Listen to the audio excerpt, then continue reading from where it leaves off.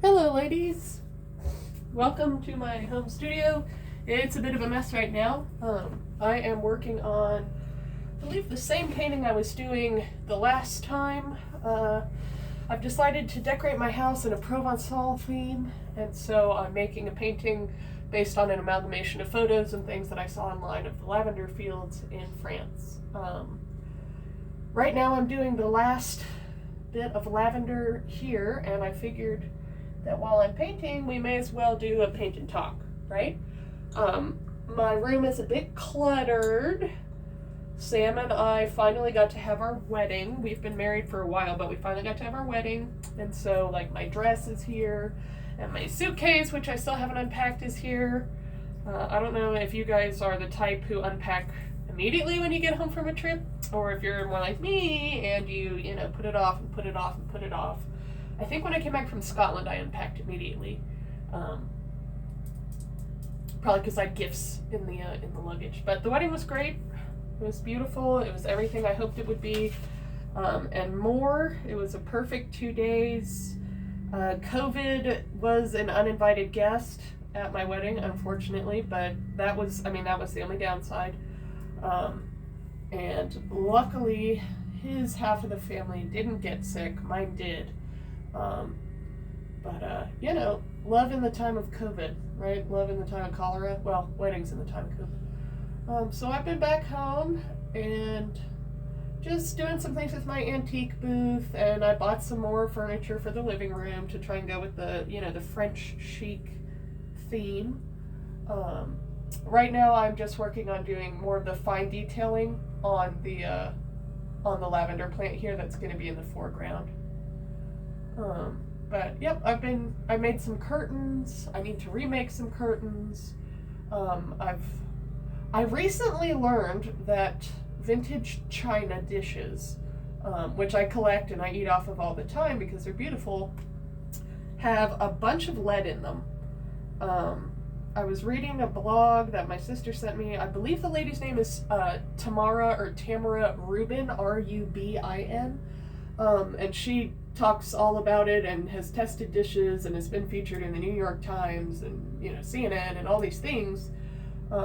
She's like an anti-lead kind of activist, I would say. She's a family lady, and she's done a whole lot of research, a whole lot of testing, and so I have Johnson Bros vintage beautiful china plates that I like to eat off of.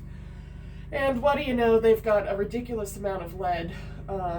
And while eating off of leaded china, which most china dishes are leaded, eating off of them isn't supposed to be harmful for adults. It's very harmful for children. Really, in any amount, you don't want to expose children to lead. And seeing as how I'm in my reproductive years, and maybe welcoming a baby sometime in the next few years, I figure it's best to just get rid of these kind of toxins, now. And so I was reading some other blogs, and I think to go along with the French theme, I'm going to order some Duralex glass plates. They're made in France. They're French design. The downside is that dinner plates that don't have lead in them, they tend to not be colorful or have designs because the lead comes in the glazing of the ceramic plates. And without the glazing, you can't have the color, you can't have the design because there would be nothing to hold it to the plate.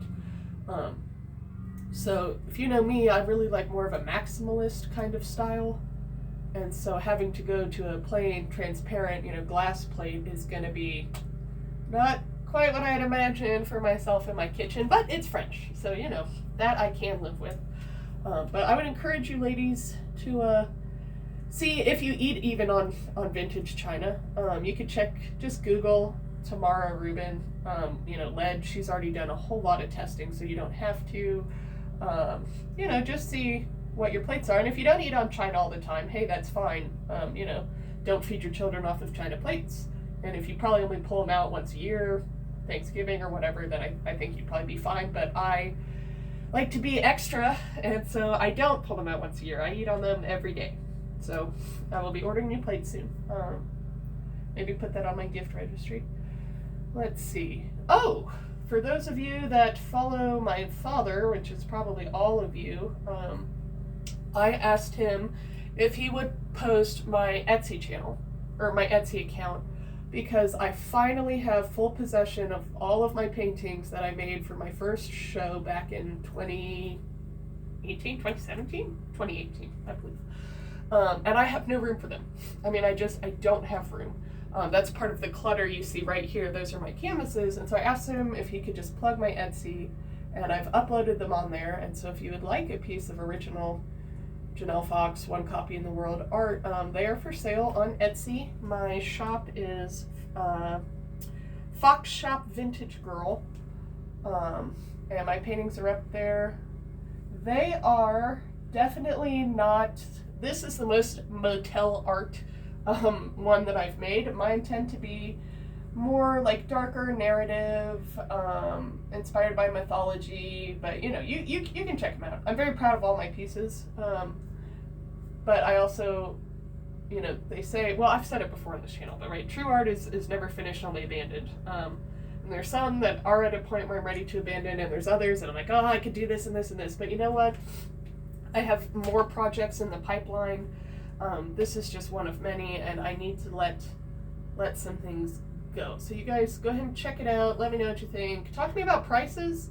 I based mine on the size of the finished canvas as well as the hours it took me to do each one. But I mean, I'm open. I'm open to discussion, negotiation. I didn't want to lowball, but also I think for original canvases shipped, I don't think I'm being absurd or anything, obscene with my prices, but I know.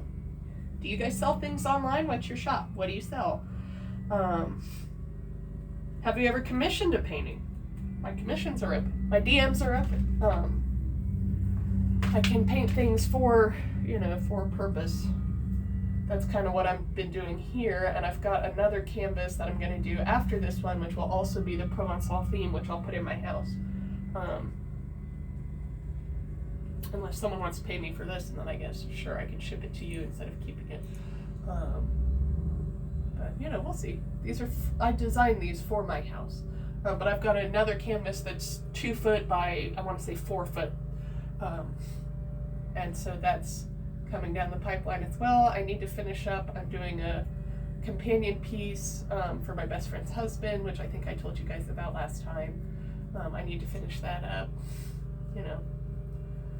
I've been in the garden a lot recently. Of course, my mother and my sister, who live in warmer climes than I, their gardens are kind of starting to come up. They've got the daffodils and the tulips. I was texting my mom the other day and I said, it still looks like a pancake out here, and it's true.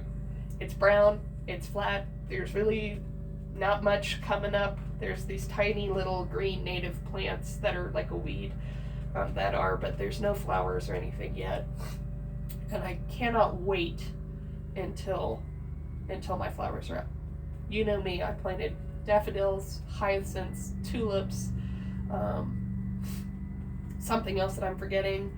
I recently put in the potatoes before the wedding, and I just put in radishes and peas when we came back, so fingers crossed. But winter ends late, spring comes late here in Colorado. And I do miss Arkansas, because Arkansas has all 4 seasons, and they're each like 3 months long. Here in Colorado, it's not like that. Winter, it lasts probably 6 months, half the year, and we can still be getting blizzards and snow squalls and things until May, June, July. So it's not, not my favorite. I'm really somebody who loves beaches, and I love greenery and heat, and that's just not where life has us right now. But it's okay. We make do. We do what we can. I'm trying to remember how I made the shaded blue here, because I decided to do it, with a touch of surreal, because I've been delving more into surrealism. So I've got 2 suns. I suppose it could be the sun and the moon, but it's 2 suns. And so I'm going to have 2 different shadows coming across. excuse me, the building. This one is already set. This one really needs to come out this way, according to perspective, but I really like the triangle kind of slice here, and I don't want to just do this whole one shaded. So I suppose I would really suggest that there's 3 suns. There's one over there as well, but you know what? It's my painting, it's my house, and I can do what I want, but I also want it to look good. Let's see. I think that's probably about it as far as updates go. Sam and I are feeling much better. We're still got kind of that going on with the COVID. This is the first time we've had COVID. It's taken 4 years since the start of the pandemic, and I really was hoping I would just never get it. You know, be COVID virgin. But here we are 4 years later, and you know, the call was coming from inside the house. A family member brought it to the wedding. And at that point, what are you going to do? You know, what are you going to do? Not a whole lot. I'm not going to uninvite a family member from the wedding. But yeah, I'm definitely a little disappointed. But you know, thus far I don't have any of like the crazy symptoms. And I don't think I'm much of a candidate for like long haul COVID. But I did have body aches. Man, I had body aches, fever, chills. The day of the wedding, I had body aches and felt, you know, hot, but I had fun, you know. I had a lot of fun. I didn't let it get me down, but it's definitely real, you know. It's real and it's not pleasant. So I hope you all are staying safe out there, not getting sick, or if you're getting sick, that you're healing up well. There we go. So I guess I can do this shadow like so, and I'm chopped that piece off. Although, you know, I like that, but I do want it to have a touch of realism, I suppose. Here, let me extend that out. Oh, that looks terrible. I did a little bit more of an impressionist kind of style, you know, shout out France. This is really, I would say, probably the least original of all of my paintings, because I'm definitely using other techniques and other imagery and, you know, things like that. It's not totally my brainchild. It's definitely, I'm not using a reference. I don't have a printed out photo right here and I'm trying to do the exact thing, but I mean, I looked at pictures, so I used references in that way. I'm not doing any specific one, but it's not, I would say this is a very derivative, and that doesn't necessarily make me feel good, but you know what? Sometimes when you're trying to do a theme for your home that's been done a gazillion times before, you know, maybe it's okay to be a little derivative.